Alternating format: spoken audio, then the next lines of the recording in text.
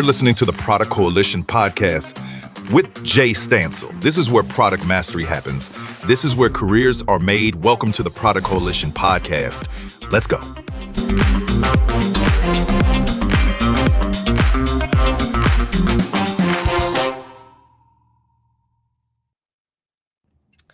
Welcome back, everyone.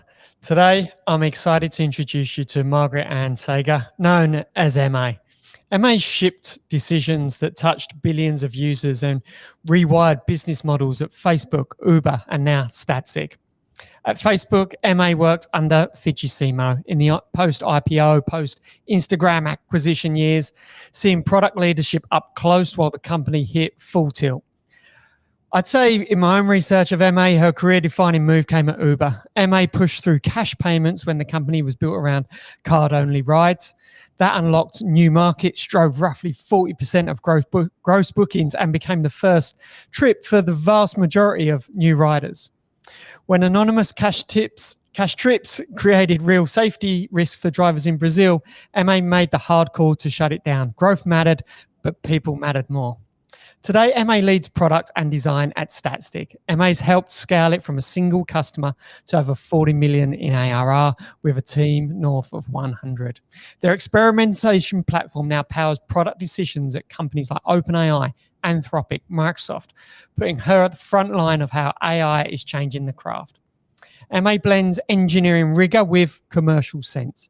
She's here to argue that the top-down product management has had its day, and that better ideas rise when decision power sits closer to the work. So today's talk is in an October Halloween sort of theme, the death of top-down product management. MA, welcome to the podcast. So good to have some time with you today. Thanks for having me on, Jay. I'm excited for our chat. This is a cool hook of a title for a podcast. Let's just jump in. Where's the passion line for you around this principle of death of top-down product management? Yeah, I mean, it's a very interesting discussion. I also love the Halloween tie-in. That's fun. But I've kind of gotten to, in a way, A/B test this methodology myself at different companies. Love experimentation in every aspect of life, and kind of, leadership principles is no different. And so it's interesting. I've worked at a number of companies where this, kind of bottoms up, let the ideas come from anywhere mentality is very strong. And I've also worked at companies where there's a bit more of kind of a top-down mandate, still paired with a little bit of bottoms up, but very, top-down. And I think what I've noticed is just the results speak for themselves. If you look at teams where everyone feels empowered, everyone feels passionate, everyone's talking to customers, everyone's like in the details of the business and making, their micro decisions in the context of the bigger picture, it's just like a world different outcome, right? And so I think the company that really, pioneered this was probably kind of the Google, Facebooks of the world back in the early 2000s, right? You just had a bunch of smart engineers building. I talked to my husband, and he was working on Gmail in like 2004 and said that his manager had 55 reports. He basically never talked to him. And I think that's a testament to, like, if you hire a lot of really smart people and you unify them and push them kind of in a clear vision direction, amazing things can happen, and you don't need to micromanage the details. And I think that this era of product development where you hire a bunch of smart people and just like give them the resources to run kind of defined my early career. I came into Facebook in 2013. That was definitely the mentality. That's what I grew up with as a PM. You mentioned Fiji. Fiji is a great example of this, right? She was given the mandate of, hey, we have a news feed. We have to monetize the news feed. We had a desktop monetization strategy. We didn't have a mobile monetization strategy, and eyeballs were shifting to mobile. How do you monetize mobile? And that was feed ads. It's put the ads in the feed, as you're scrolling, right? And so I think it's like the best outcomes happen when you have a clear vision, have the set of problems, but just like hire really smart people and point them at it. On the flip side, I've worked at companies where the founder had an incredibly strong top-down vision, and it wasn't just a vision. It was like the vision, the execution plan, the parameters of how you'll execute, exactly what you'll build in every Figma file, and it just stifled innovation. It stifled excitement. It stifled just autonomy. And smart people need to be autonomous. Like, they will not do their best work if they're not autonomous. And so I've definitely seen kind of, the flip side of the bottoms up approach. And I would put myself strongly in the bottoms up camp. And that's one thing I love about StatSig right now is we're incredibly bottoms up. And any engineer in any corner of the organization, any PM, any marketer, any, biz ops person can kind of come up with our next big business line. Okay. We've covered some early first principles there. For those that have clasped their pearls and, are like, well, what do we do with this? How do we implement this? One of the first questions is going to be, particularly for those founders that really want to hold on to that vision, mission, and execution, is where's the accountability going to sit when it comes to product outcomes? Then, if everyone's contributing, it could be a little bit of fear that no one's really owning anything. Yeah. So I make this sound very unfettered. This is not like everyone can do whatever they want, whenever they want, like total chaos situation. I think that this, hire smart people and empower them policy is best implemented with guardrails, obviously. You need to set a strong vision at the top of what is the North Star we're all sprinting towards as a baseline, right? Like people can't just be pulling in different directions at a top line level. And then once you've set that vision, what are kind of the check-in points or guardrails that you want to establish for people to ensure that the right things are happening. One clear one that I do as a leader is the quick gut check of, is this initiative actually contributing to a top line company goal, right? It's a very easy way to just be like, should we be doing this or not in any way, shape, or form? Good example. Our team was recently working on thinking about like evals and, enabling product builders to build with models and LLMs and agents, and evals is a huge part of that conversation. And it's becoming kind of an increasingly core part of the product builder toolkit. And they were thinking about this and they were like, hey, I think we should have an evals offering. It ties in really nicely with our online experimentation platform. You can run evals in the background while you're testing on real users and compose outputs that are basically real business metrics alongside eval metrics. They made this whole pitch and it was like, that's amazing, but this is a totally different direction for us. Like we have not done this historically. And so the quick gut check for me was, but does this contribute to our top line mission and goal as a company? And the answer in that case was yes, right? Because our mission and goal is to build, the product development platform so that you can build with data, right? Empowering builders to build with data. And this solidly fits into that, right? And it's definitely a different take, but I would argue that it's just an evolution of the product builder toolkit. It's the 2025 edition, right? And so I said, this is cool. This is awesome. Like, let's go, let's explore it. But also let's find an easy, cheap way to test whether this is going to work or not. And so they almost did a painted door test where they put up a little like landing page on LinkedIn and said, hey, we have this product in beta. Who's interested? Join our wait list. And there was a ton of demand. And that was good validation that like, okay, this contributes to the company goal and there's real market demand for this. Okay, cool. Now you have license to go and run with this. And we've thrown engineers at that, thrown designers at that, resourced it, steadily. And I have been relatively hands-off because I'm like, okay, cool. Smart person running this. They know what they're doing. I'm giving them resources and enabling them. But we've also like confirmed the guardrails that this is actually going to accrue to the top line business. So circling back, I would say it's, setting that top line vision and having that be really crystal clear and then implementing the guardrails and kind of checking in on them, right? You have to parameterize the problem. The guardrails are one of the things I want to jump into a little bit more, particularly around prioritization.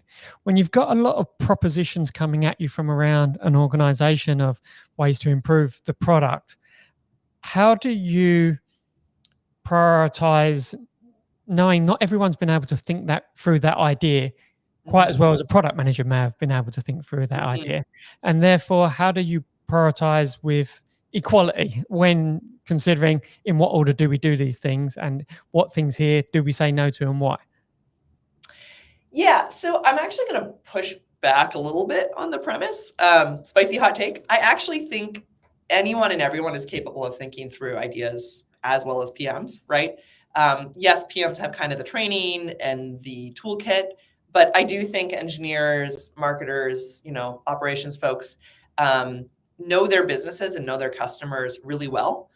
Good example is we're essentially a developer toolkit, right? And so engineers know that space better than anyone. They live that every day. And so I don't doubt that kind of when they come to me with a problem or an idea or a opportunity space, that they have thought through this, have experienced it, have peers who've experienced it, have kind of done some of that initial almost user research. You do have to be careful that people don't just over-index on themselves, data point of one. But I do think that people can come to the table with ideas as well thought through as PMs. To the second part of that, though, if everyone's capable of bringing business changing ideas to the table, how do you prioritize?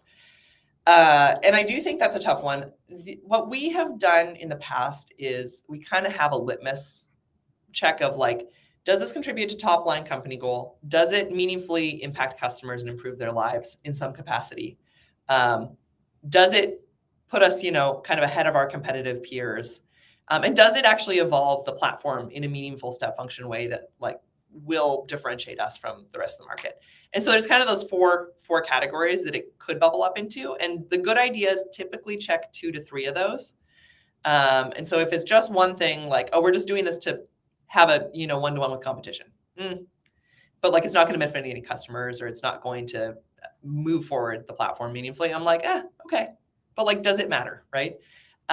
So I think what we use is the four boxes. And if you check 2 to 3 of those, it's reasonably important and probably going to get prioritized. We're pretty traditional in that we do quarterly planning, right? I would say that gets refreshed monthly, and we're constantly getting new customer inputs. But it does help to have some set cadence where you're allowed and encouraged to relitigate the prioritization. I think if it's no set cadence and you're just constantly in flux and willing and able to shift the roadmap, it's just chaotic. It ends up being churny. So I've set the quarterly cadence, and then I have that kind of 4-bucket checklist. Cool. Coming back to the new propositions coming at you, how have you fostered a culture where people feel that it's safe to share ideas? What ceremonies do you use, processes do you use, so that those ideas are not just sitting in people's head, but landing on your desk? Yeah, so a couple things. One, we actually have a big hackathon culture. So we religiously do a quarterly hackathon. We just finished one last week. That's a really great opportunity to get the folks who have really good ideas, but might not be as vocal and willing to kind of step up and try to, insert something into the roadmap. I've just found the most amazing ideas come from folks that you never would expect in these corners of the org that you don't interact with on a regular basis. And hackathons really just kind of level that playing field for everyone. So I love hackathons. The second is we have a couple weekly meetings that I encourage very cross-functional participation in. I'm seeing that I'm losing connection to you. All good. I'm here. Okay, great. I got a warning.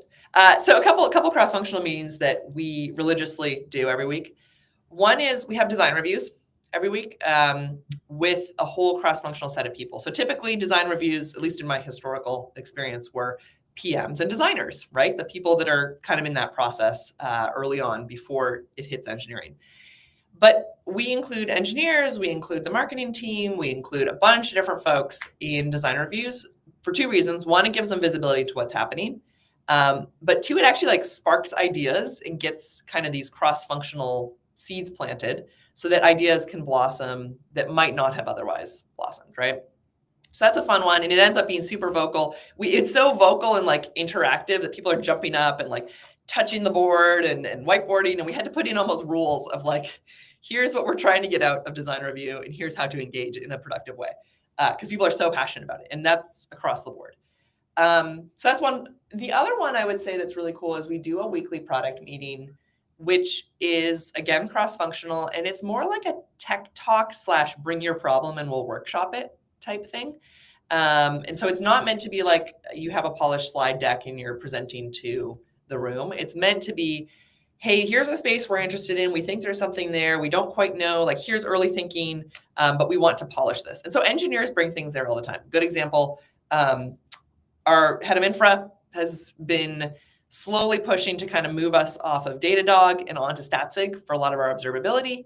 And he's just been chipping away at it. And I love the way he's approached it because it's just been bit by bit, use case by use case with his team in the trenches, migrating over. And he brings things to that meeting all the time and says, hey, here's the sequencing I'm thinking about. Here's how Datadog does it. Here's how we could do it. And he's not a PM, but he's essentially product managing this project. So that's a really fun forum because it is open to anyone. We had someone from our ML team yesterday present on Knowledge Graph. So it's just a very fun interactive forum. So I think creating these rituals and empowering, like just creating forums for people who might not have a forum otherwise to bring ideas to the table is helpful. And mate, you cut your teeth at Facebook and Instagram during the hyper growth era. What in your memory comes to mind about experiences you had in those days that are now, integral to the way you're operating today and for everything you've just been talking about? Yeah, that's a really good question. I mean, one thing from the Uber days that I definitely use still to this day is the mentality of like, assume you're not the expert. And by that, I mean, Uber had a phenomenal ops team. Like they had boots on the ground in every city around the world.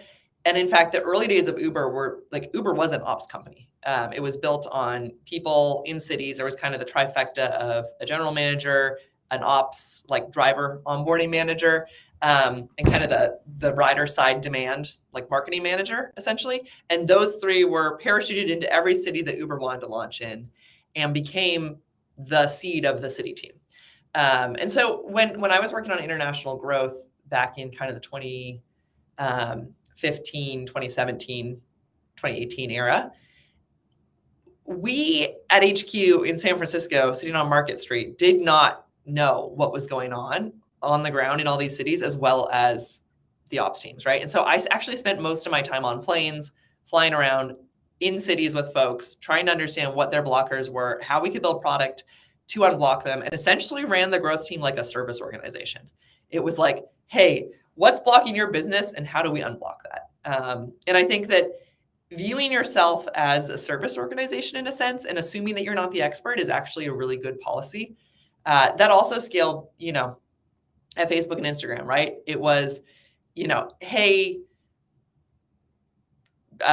growth team, right? Like and I'm saying growth team, core Facebook growth team. We don't actually know what works and what doesn't work. You guys have been at it for 5-7 years, right? You have all these growth hacks from core Facebook. What can we apply to Instagram? Here's the dynamics of the network. Here's what's the same. Here's what's different. Like, what should we think about? And not having an ego about it coming in. So I do think that that's something that has scaled really well and continues to be something that I deploy today. Like, I don't think anyone likes a leader coming in with a top-down agenda with zero context. If you view yourself as a service organization and have some humility about it, I think it goes a long way. So that's one thing. Nice. When I was researching you, MA, this story around Uber in Brazil came up and the shutting down of a key growth driver, which for me puts some principles in responsibility over metrics. How are you addressing that same responsibility over metrics in the world of AI right now? Because I'm sure it's at the front of many people's mind. Yeah, that's a tough one. The problem with AI is we don't quite know what the edge cases are yet and what they will look like. And even the big, foundational model companies don't know, right? They're running into things that are edge cases, that are hairy, that they haven't encountered before, and putting new safety safeguards in place in real time. I do think a lot of the principles have to come back to the top, essentially. It needs to be that you are explicitly creating AI for good or creating AI to unblock humans. You're not creating AI to make money. You're not creating, features that simply are for business outcomes. They're actually for humans. And if you start from that principled approach, I think it goes a long way. I know Anthropic has been very, very vocal about this. Like, this is their entire positioning. And I think it's something that like all the companies need to figure out how to work into their core DNA and talk about regularly. Because I think if you talk about it, it reinforces it. If you don't talk about it, it's just a platitude. So for me personally, I think like to come back to the metrics versus AI, end of the day, I think AI is just so early right now that it is a tool in the toolkit that helps drive metrics. We haven't seen it yet directly compete with metrics. Like me at StatSig, I'm not in a position where like Google, for example, is seeing AI directly compete with or potentially compete with their core business. I'm not in that position yet. It's actually just a supercharger for us. And I think there are some businesses where it will be competitive, and there's other businesses where it is just accretive. And I'm lucky to be in the latter personally. Nice. In a similar vein, particularly with some of the businesses you've been at throughout your career, I'm keen to learn, MA, how have you brought legal in or along product development? Because some of the names you've worked at have pretty significant legal teams and a lot of cases on their table at any given point, and they're trying to reduce the number of legal cases. So how, as a product manager, do you find is the right time to bring legal in? And how do you sort of share that journey to ensure that they're buying into whatever it is you're trying to achieve?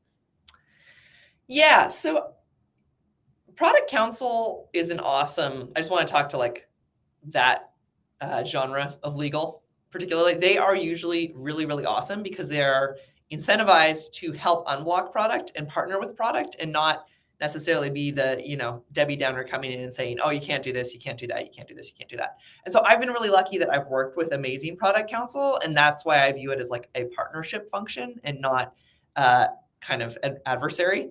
And so what I do is, honestly, I'm kind of just best friends with product counsel, and I'm swinging by their desk regularly. We're grabbing coffee. We're talking about things that are going on, even if it's not relevant to them, and just kind of seeing that like, hey, this is happening. This is happening. Blah, blah, blah.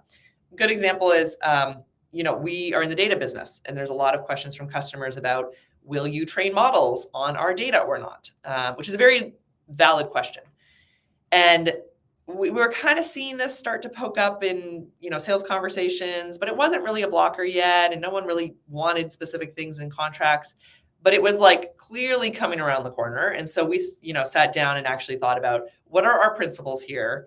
And again, it's like human centric. It's like, how does this accrue to the customer's outcomes? How does this help them? Should we do it because it helps them or because it helps us, right? It should always be because it helps them. And so we built some principles around that and figured out how to update our contracts accordingly. And it was good because it basically was something that we addressed before it ever became a fire. And I think you can only do that if you have a really good relationship with your product counsel and you're viewing them as a partner and you're not kind of scared to come to them at the last minute. So that's my advice, is become best friends with your product counsel. Nice. Staying internal within product teams, some of the businesses you've been at have reduced headcount in their product team significantly, and there's more speculation around consolidation of product roles. Can I ask, what do you believe is happening in that space, and what's changing for you? Yeah, this is the classic, are we collapsing the roles question? So it's a good question. The reality of what I'm seeing, and again, I'm just kind of speaking about my personal experience so far, boots on the ground. There is a narrative at a high level that, roles are just going to disappear and now one person can be full stack everything. And I think that's true for like getting an early product out or a prototype or like an idea to fruition. I don't necessarily think that's true quite yet for shipping production grade, high quality products at scale. What I am seeing is that each individual function is using AI and it's supercharging them. And so as a result, the whole end-to-end process moves faster and you can just do more, like the throughput increases. I think if you wanted to collapse the talent stack entirely and have one person be every role, you're then going to deal with that person not being an expert at 9 out of the 10 roles they're taking on. And it's actually going to slow down progress. What you're better off doing if you want to optimize throughput is have every person just deploy AI to accelerate their own function. And then the whole thing moves forward faster, right? So it does feel like I'm seeing, engineers using Cursor. I'm using Figma Make for prototypes to get ideas just to a point where we can actually discuss them faster than writing a giant PRD with vague language. And as a result, we get to a concrete answer of a proposal faster, and then the engineers can build that faster, and then it gets into customers' hands faster, and you're just unblocking every part of the pipeline, right? It's almost a growth problem in a sense.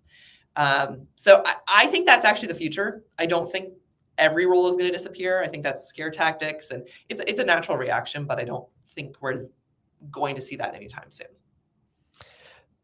Nice. I think I completely agree. The velocity of achieving the roadmaps, achieving the goals, is there to be realized at a much faster speed now. Can I ask, since everyone's got a new tool stack that they're using for prompt to prototype, and engineers are now jumping into Figma and doing some designs of their own, etc. Coming back to this depth of top-down product management, what are the new anti-patterns of that? What are your things of don't do now we're in 2025 and we've all got a new suite of tools that we're absolutely loving? Yeah, I think is PRDs. I'm going to go out on a limb. I think PRDs are dead. It's a long document. Words are vague. A picture can tell 1,000 words. I do think prototyping is the new PRDs. And I'm not talking like black and white wireframes. Like Figma Make is pretty amazing if you hook it up to your design system and you're working with your actual design components. And you don't need to write a 10-page document if you can just pull up a prototype and talk through the edge cases and then note them down, and eventually create linear tasks associated with that. So I think the PRD is probably going to quickly become an anti-pattern. Interestingly, like slides, I don't think are going to disappear completely because they're very easy ways to just high level convey ideas and align people. I do think the integrations with things like ChatGPT are a little rough around the edges. I can't yet still create really good slide decks quickly using these tools. Takes a lot of massaging and manual work and all that jazz. But I'm optimistic, right? Like ChatGPT launched the Apps SDK. They demoed that great Canva demo. Like maybe that level will also translate to slides. So I think slides have a little bit more life. Other than that, I do think one workflow that is going to change a lot is support. And you're seeing a whole tranche of companies in this space because there's a lot of opportunity there. But I think just the level of human in the loop for support is going to decrease a lot as you can train agents and build things that, have full knowledge of your documentation, understand your code base, actually can look up not just how the docs say a feature is implemented, but how the code is written to actually implement it. I think that whole space is going to become a lot more efficient. And the humans are going to level up, right? The humans are not going to be answering individual questions over and over. They're going to be training the evals and the kind of checks that the agents are actually doing the right things and answering the questions correctly. So you're almost going to see that work just level up a bit. And that might honestly become the work of PMs and engineers themselves, because they are the ones designing the product and writing the code and who understand best how it works. So that would be kind of my couple areas that I think are going to change. Can I ask, and the reason for this question is there's a fear that I have right now that product management is going back to a heavy technical based role instead of a heavy commercial based role, as we're all so excited to be prompt to prototyping every day. What are you doing from the top, and what are you encouraging down below to ensure that ideas remain commercially focused? And what does your engagement with sales teams look like across the organization to ensure that's happening? Yeah, I do think that's a valid fear. I'm not 100% convinced that it's going to move fully technical, because I do think at the end of the day, you can build a bunch of stuff that no one's going to use. We've all done it. Great. Yeah. No one will care. You need to have it rooted again in the human. Like, what is the human's problem? What are they trying to achieve that you're actually enabling? And so deep sense of the customer, of the business, of, talking to sales teams who are those boots on the ground interacting with the pain points every day. That's going to be very, very important. In terms of how we enforce that, like, we actually have a very interesting support model at StatSig. So we don't have a support team that's dedicated. Every single product engineering, like product owning team, is responsible for doing their own support. And so we've built out a whole suite of AI powered bots that triage, like they categorize the questions as they come in, they triage to different areas and teams. It goes through Slack, they follow up, they tag in the different, experts, and it makes it moderately efficient. There's still room, but like moderately efficient. The other thing that we've built is a support bot that is trained on our docs and our code base. So it takes the first pass and then triages things that have follow-up questions to the team. But as a result, it means everyone does on-call shifts. Like I was on call on Wednesday. I was debugging a bunch of customer issues. I noticed a theme. I went and took that theme and I wrote a feedback post and said, hey, I think we need to update this, and this in the product. And, by next week, it's going to be built. And I think that is still going to be such an important feedback loop. And I think the best way to do it is just enforce that everyone is on-call. When we first implemented this, it was originally only engineers. And then we said, no, we need to force the PMs to do this as well. And then it was, we should force the designers to do this as well. And poor design team, they were terrified at first. Like it's very scary to be answering technical customer questions on an area that you're not maybe super deep technically with. But they've done a great job. Like they've ramped up, they run around the office and talk to people and they learn a ton about the product and the customer and the process. So I think you just have to force it and it's going to be uncomfortable, but everyone is going to be better for it. And you're then going to be working off of this shared intuition of what your customer needs and wants and what their experience with the product is. I love that. Can I ask, are you as close to the customer in the sales side of the business as you are in the support side? Yeah. So I join sales calls all the time to help folks talk about roadmap, talk about their specific pain points. You can listen to demos. We record everything in Gong and pull out like key themes. So I do try to stay very, very close to the sales side. I think one thing that we implemented that's been kind of good to scale like individual customer calls, because I can't be on every individual customer call, is we now have a Slack group for specifically like deal blocking requests. So not just customer feedback, not nice to haves, but like deal blocking. And then we talk about those blocking requests every week.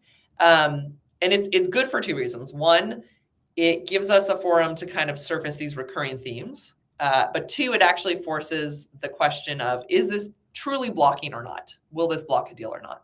And for things that are truly blocking, we will go sprint against those. Most of the time, things are not truly blocking. And this is a really good way to kind of suss that out. So we have that forum and then individual kind of sales calls for depending on the need. Nice. Thank you. I appreciate the share there. I'm going to bring the conversation back to these bottom-up behaviors, MA. I always love a team that doesn't ask for permission, just goes and tries something different or new to improve the company, the product, etc.